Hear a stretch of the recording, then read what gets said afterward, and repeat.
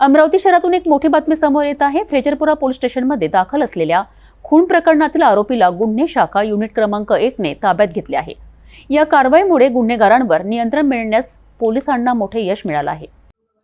Frezarpura police स्टेशनमध्ये अपराध क्रमांक 582 अंतर्गत खून प्रकरणाचा गुन्हा दाखल होता।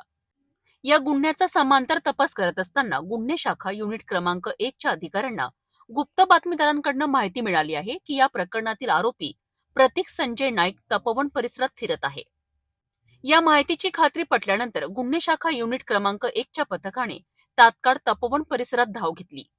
कसून शोध घेतल्यानंतर 19 वर्षीय आरोपी प्रतीक संजय नाईक, जो डेबुजी नगर अमरावती येथील रहिवासी आहे, याला ताब्यात घेण्यात आले। पुढील तपासासाठी आरोपीला फ्रेजरपुरा पोलीस स्टेशनच्या ताब्यात देण्यात आले।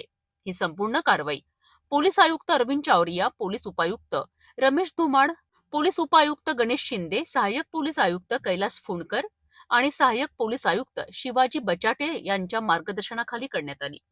या कारवाईमध्ये वरिष्ठ पोलीस निरीक्षक गोरखनाथ जाधव, सहाय्यक पोलीस निरीक्षक मनीष वाकोडे, सहाय्यक पोलीस निरीक्षक इम्रान नायकवडे यांच्यासह फिरोज खान, सतीश देशमुख, सचिन बहाळे, प्रशांत मोहोळ, अलीमुद्दीन खदीब, नजीमुद्दीन सय्यद, विकास गुर्दे, सचिन भोयर, रणजित गावंडे, सुरेश चव्हाण, निखिल गेडाम, चालक अशोक खंगार, किशोर खंगरे या सर्व गुन्हे शाखा युनिट क्रमांक 1 च्या कर्मचाऱ्यांनी महत्त्वाची भूमिका बजावली आहे।